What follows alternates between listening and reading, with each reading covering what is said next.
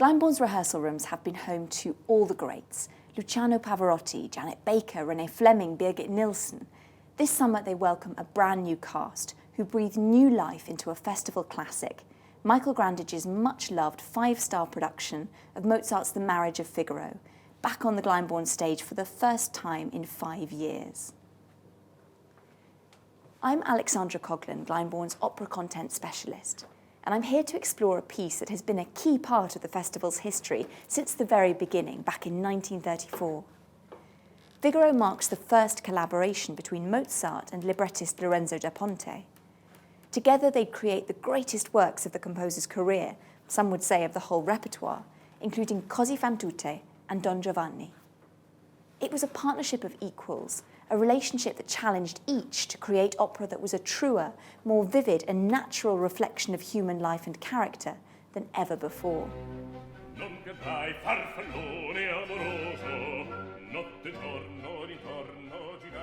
So do you remember what your first encounter was with Figaro? Do you remember the first time you watched it or you saw it?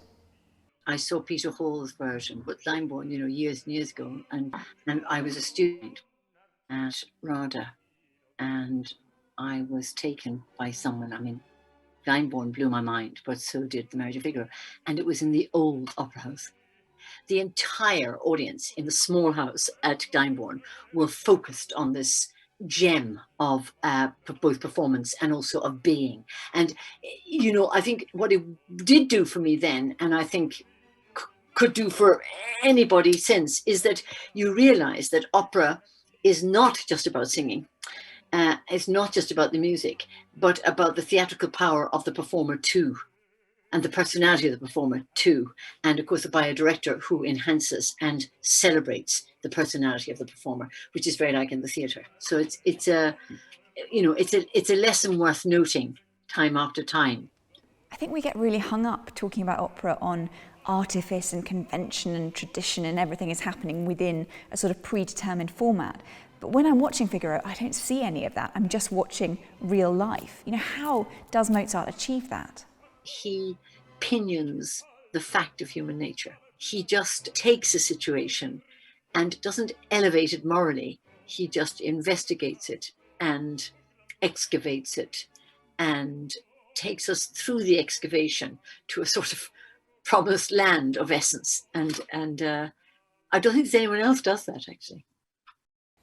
When a lustful, entitled aristocrat tries to seduce his valet's pretty young wife, his servants and his long-suffering countess conspire to teach him a lesson in fidelity he'll never forget.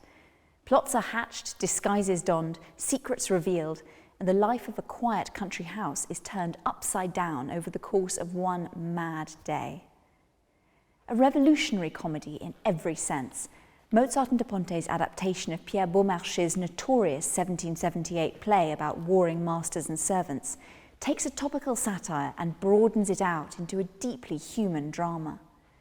The battle between both classes and sexes remains sharply bladed, but the characters themselves are rounded out by some of Mozart's most beautiful music into feeling, fallible and, ultimately, very familiar personalities.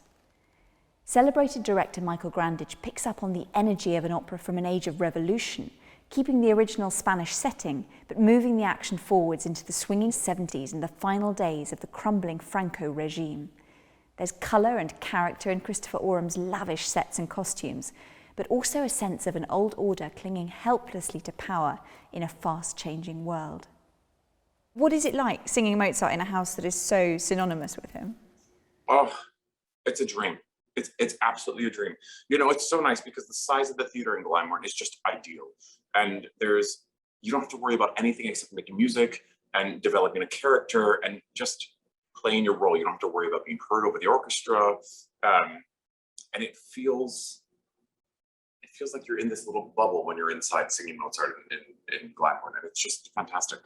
And what's it like joining a production that's already had a life before you? Do you watch it? Do you watch other people in the role? It depends. I mean, Glyndebourne is a luxury because we get 6 weeks to rehearse, so you really get to make it your own. And they kind of cater it towards the people that are working there, which is rare and amazing. And Figaro, I think when we're talking about opera, is so often the one, someone says, what should I go to? I've never been to the opera before. This is the one. Why do you think that is? And would you send somebody to it? I would absolutely send someone to it. I mean, the thing about The Marriage of Figaro is a lot of people know music from it without realizing they know music from it. So I think number one, there's a familiarity there. And number two, we as humans understand and want to feel things, right? And this opera is going to make you feel a lot of different things. And I think it's a fantastic way to dip your toe into the opera world.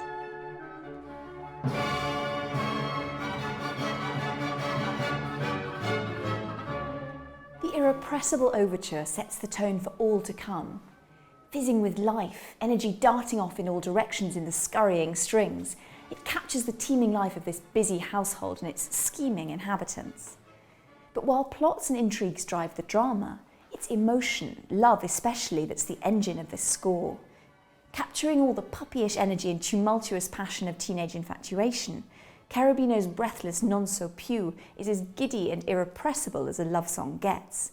His phrases tumble over one another in their haste to express all the new feelings bubbling up within him, galloping forwards at breathless speed. Contrast this innocent passion with the crafted worldly musical seductions of Mozart's Count.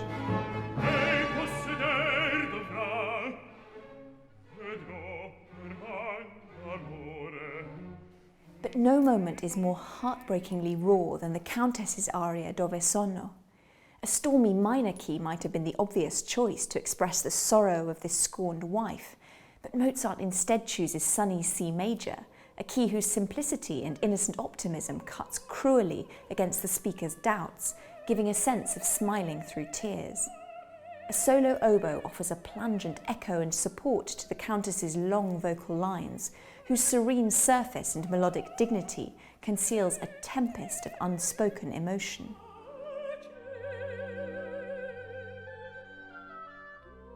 Generally, do you think Mozart writes women characters well? As a singer, do you enjoy his women? I do. Like, obviously, Susanna is like one of my favorite roles that Mozart wrote because of the power she has, but not losing the kindness she has. It's just like so beautiful. She put a lot of care to women, and they're leading the scene at the end. Men's are troubler, like causing all the situations, but the women's are fixing. Come on. And which of the bits, every time you perform Susanna, you look forward to that moment, whether it's something you're singing or something someone else is singing? I'm looking forward to sing the Act 2 finale because as an audience, I always feel like, okay, one relief, and then one thing happen again. Oh, okay, one relief, and one thing happen again. It's constantly showing you like, not yet, not yet, not yet. Mozart is always joking to us like, it's too soon to be relieved.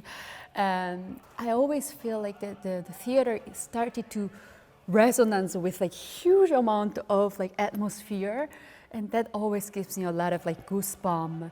And then we shouldn't forget, because of the Glyndebourne, Mozart started to reborn in UK. So I'm just so thrilled. I'm very happy to come back to sing another Mozart opera.